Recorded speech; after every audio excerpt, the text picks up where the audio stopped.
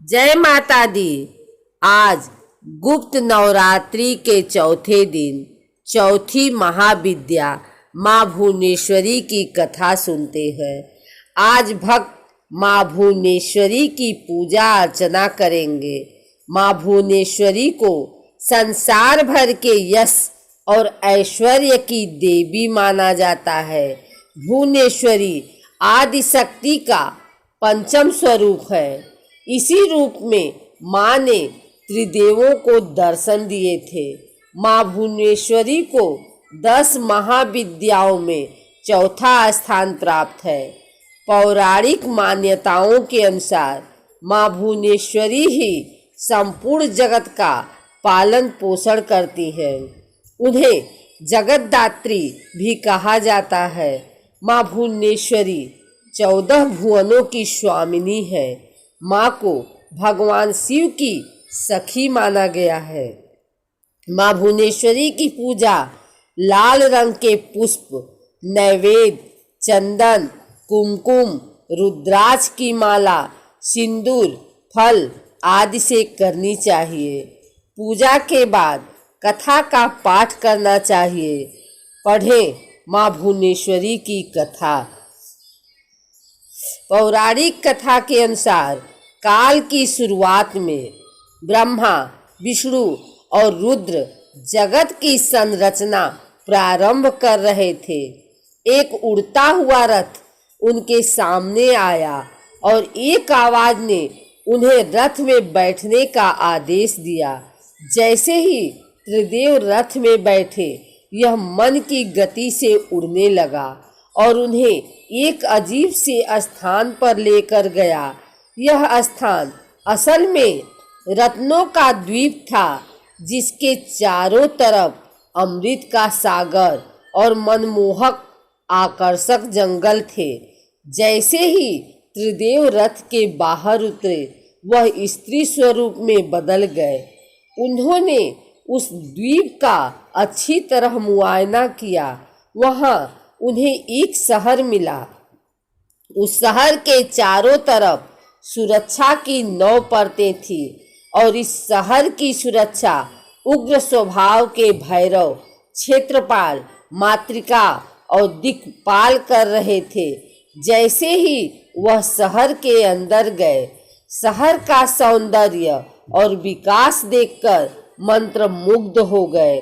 आखिरकार वे शहर के अंदर स्थित मुख्य राजमहल में पहुँचे, जिसका नाम चिंतामणि गृह था और जिसकी सुरक्षा योगिनियाँ कर रही थी।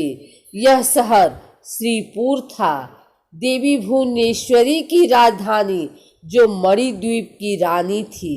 जैसे ही त्रिदेव महल के अंदर घुसे, उन्हें देवी भुवनेश्वरी के दर्शन हुए। उनकी छटा लाल रंग की थी। उनकी 3 आंखें, 4 हाथ थे तथा उन्होंने लाल रंग के आभूषण पहने थे। उनके शरीर पर लाल चंदन का लेप लगा था तथा उन्होंने लाल कमल की माला पहनी थी। बाएं हाथ में उन्होंने अंकुश और पाश पकड़ा था तथा दाहिने हाथ से वो अभय और वरदा मुद्रा दिखा रही थी। उनका मुकुट अर्धचंद्र रूपी मणि द्वारा सुसज्जित था। वह त्रयंबकम भैरव की बाईं गोद में बैठी थी, जो श्वेत वर्ण के थे। उन्होंने श्वेत वस्त्र पहने थे। उनके बाल उलझे हुए थे तथा उनके सर के ऊपर भी अर्धचंद्र एवं गंगा नदी थी। उनके 5 चेहरे थे तथा हर एक चेहरे में 3 आँखें थीं। उनके 4 हाथ थे तथा उन्होंने त्रिशूल, फरसे लेने के साथ वरदा और अभय मुद्रा भी प्रदर्शित की हुई थी। देवी भुवनेश्वरी और त्रयंबकम भैरव पंचप्रेत आसन पर विराजमान थे। पंचप्रेतासन वह सिंहासन है जिसमें परम शिवा गद्दी के रूप में तथा 5 पैरों के स्थान पर सदाशिव, ईश्वर, रुद्र, विष्णु और ब्रह्मा स्थापित हैं। इन सबकी सेवा में अनेक योगिनियां थीं। इनमें से कुछ पंखा डुला रही थी, कुछ कपूर डालकर पान के पत्ते से समर्पित कर रही थी, कुछ नए शीशे पकड़े हुई थी, कुछ घी, शहद और नारियल पानी समर्पित कर रही थी, कुछ माता के बाल का श्रृंगार करने के लिए तैयार थी, कुछ देवी के मनोरंजन के लिए नृत्य तथा गायन में लिप्त थी। त्रिदेव ने वहां पर असंख्य ब्रह्मांड देखे। हर ब्रह्मांड में उनकी तरह ही त्रिदेव थे और यह सब उन्होंने माता भुवनेश्वरी के पैरों के नाखून में ही देख लिया। कुछ ब्रह्मांड ब्रह्मा द्वारा बनाए जा रहे थे, कुछ विष्णु द्वारा पाले जा रहे थे तथा कुछ रुद्र द्वारा संहारित किए जा रहे थे। त्र्यंबकम ब्रह्मा की इच्छा शक्ति द्वारा उत्पन्न भुवनेश्वरी ने त्र्यंबकम के 3 स्वरूप बनाए, ब्रह्मा, विष्णु और रुद्र।